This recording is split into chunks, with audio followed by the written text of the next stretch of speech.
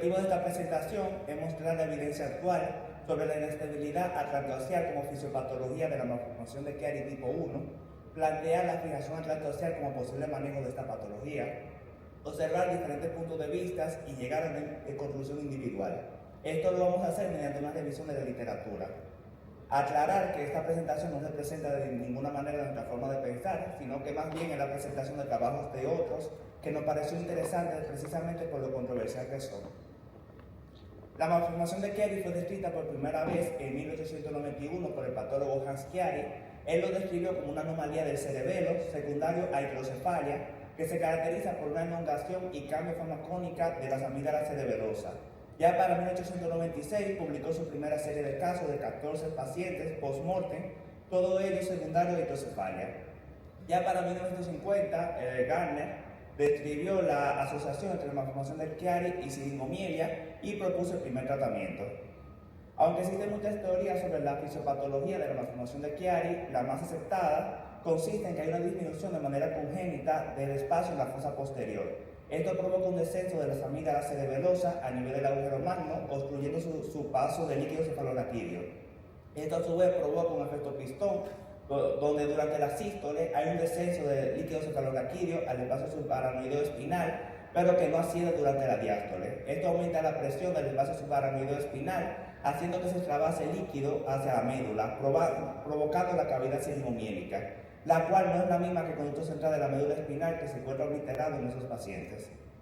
El manejo convencional y tradicional consiste en una descompresión del agujero magno con tranictomía suboccipital asociado a la minectomía del arco posterior de C1, con o sin duroplastia. Esto siempre ha sido un estándar a nivel mundial hasta que en 2015 se inició la controversia, ya que el doctor Goel propuso que existe una nueva fisiopatología de la malformación de Chiari, que es la inestabilidad atlantocial, y llegó a esta conclusión manejando 65 pacientes con fijación atlantocial. Pero para poder entender por qué este trabajo fue tan importante y por qué fue tan controversial, debemos primero entender quién es el doctor Arthur Goel. Es un neurocirujano indio reconocido internacionalmente, jefe de departamento de neurocirugía de tales instituciones en la India, ha publicado múltiples artículos y ha sido citado en múltiples ocasiones. Ha desarrollado nuevas técnicas quirúrgicas de la unión craneocervical y de la columna vertebral y ha recibido múltiples premios, incluyendo la medalla Gandhi en 2018, que es uno de los reconocimientos más importantes en la neurocirugía a nivel mundial. Además, ha sido coautor de muchos libros de neurocirugía reconocidos por nosotros, como es el libro de Humans y el libro de Principles. También tiene su propio libro escrito sobre la unión craneocervical y ha publicado múltiples artículos sobre la fisiopatología de la malformación de Chiari y sobre la inestabilidad atlantocial. Ahora, ¿qué decía ese estudio publicado en 2015 por el doctor Goel? Los objetivos era entender que la inestabilidad atlantocial es la causa de la malformación de Chiari tipo 1 y para poder llegar a esa conclusión, ellos trataron 65 pacientes con malformación de Chiari tipo 1 mediante fijación atlantocial desde 2010 hasta 2013. Desafiaron los criterios que conocemos actualmente sobre inestabilidad atlantocial, lo cual usualmente lo diagnosticamos cuando hay un aumento del índice odontoatlantoideo mayor de 3 milímetros en la mayoría de los pacientes o mediante la regla de Spencer. Ellos crearon su propia subclasificación de inestabilidad atlantocial mediante la siguiente clasificación de dislocación atlantocial en 3 tipos. Esta se diagnostica realizando una tomografía de la unión craneocervical y observando las facetas de C1 y C2. Cuando la faceta de C1 está por delante de la de C2, la llamamos como dislocación atlantocial tipo 1. Cuando está por detrás de la C1 está por detrás de C2, una dislocación atlantocial tipo 2. Y cuando están alineadas, una dislocación atlantocial tipo 3 o central. En este caso, también existe inestabilidad, simplemente que está diagnosticada por la simple presencia de la malformación de Chiari. Los resultados, luego de haber tratado a estos 65 pacientes mediante fijación atlantocial, fueron los siguientes. De los 65 pacientes, uno falleció debido a una lesión de la arteria vertebral, un paciente no presentó mejoría clínica y los 63 pacientes restantes, todos ellos presentaron mejoría clínica significativa. De hecho, en 7 de esos pacientes presentaron mejoría de los síntomas de paresia de pares renales bajos. Una de las limitantes de este trabajo es que la gran mayoría de los pacientes fue utilizado acero inoxidable y no titanio, por lo cual fue difícil realizar resonancia magnética postquirúrgica. De los 65 pacientes, solamente 11 se pudo hacer resonancia magnética postquirúrgica y en 6 de estos se vio mejoría del tamaño del sírinx. Como es un trabajo principalmente clínico y no imagenológico, se utilizaron escalas clínicas como es la creada por el mismo Dr. Boer, que es la que vemos arriba, que es muy parecida a la escala de mielopatía cervical de Nurick. Y para utilizar una escala más estandarizada, utilizaron la de la Asociación Japonesa de Ortopedia. Aquí vemos algunos casos, ejemplos del trabajo del Dr. Boer. Vemos un primer caso en el cual el paciente presenta el descenso de la familia cerebelosa asociado a siringomielia con una dislocación atlantosteal tipo 1, que fue tratado mediante fijación atlantosteal con la colocación de un espaciador en la faceta articular C1-C2. Tenemos un segundo caso, también una malformación de Chiari con una siringomielia bien marcada, una dislocación atlantosteal tipo 2. Un tercer caso, con también malformación de Chiari, con una dislocación atlantosteal tipo 3 o central. Vemos que en este caso las facetas de C1 y C2 se encuentran alineadas, tratados de la misma manera. Y el último caso que vemos son uno de los 6 casos en los cuales se le pudo realizar resonancia magnética postquirúrgica y donde se pudo evidenciar luego de la fijación que hubo un descenso en el tamaño del syrinx. ¿A qué conclusiones llegaron con este artículo? Parece que la patogénesis y la malformación de Chiari con o sin invaginación basilar y o siringomielia se relaciona en estabilidad atlantoaxial. Los datos sugieren que el manejo quirúrgico debe estar dirigido a la estabilización atlantoaxial. La inclusión del hueso occipital no está indicada ni proporciona estabilidad óptima y la decompresión del foramen humano no es necesaria y puede ser contraefectiva a largo plazo.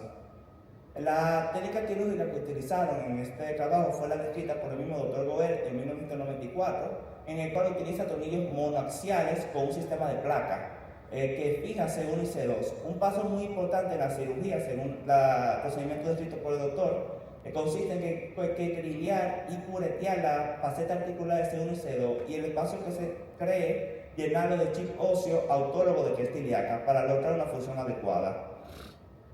Obviamente esto fue muy controversial y hubo una gran controversia a nivel mundial, recibiendo múltiples críticas.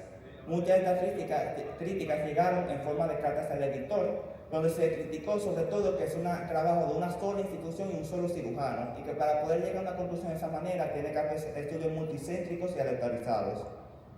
Se criticó también mucho la población de Dr. Boer, ya que de los 65 pacientes que trató, 46 presentaban invaginación basilar, por lo cual tenía una gran incidencia de anomalía de la unión cráneo-cervical, lo cual no puede extrapolarse a la población occidental, donde la incidencia de invaginación basilar es mucho menor. También se criticó los materiales utilizados, ya que al utilizar acero inoxidable limitaba la realización de resonancia magnética postquirúrgica, por lo cual no pudo evaluar de manera adecuada la disminución del tamaño del syrinx y solamente se pudo basar en escalas clínicas. Los riesgos quirúrgicos que imponen este procedimiento en comparación a una cirugía mucho más inocua que sería la craniotomía suboccipital, la presencia de múltiples estudios previos que demuestran ya históricamente el funcionamiento de la cirugía tradicional en esos pacientes y la falta de estandarización tanto en su clasificación de dislocación atlantoaxial como en su clasificación de casos clínicos de los pacientes. Para poder demostrar o dar a entender mejor de qué se trataba su teoría, el Dr. Boer publicó en 2017 el siguiente artículo, donde propone el cambio de nombre de malformación de Chiari a formación de Chiari, ya que él lo propone como un cambio secundario y protector de la inestabilidad atlantoaxial.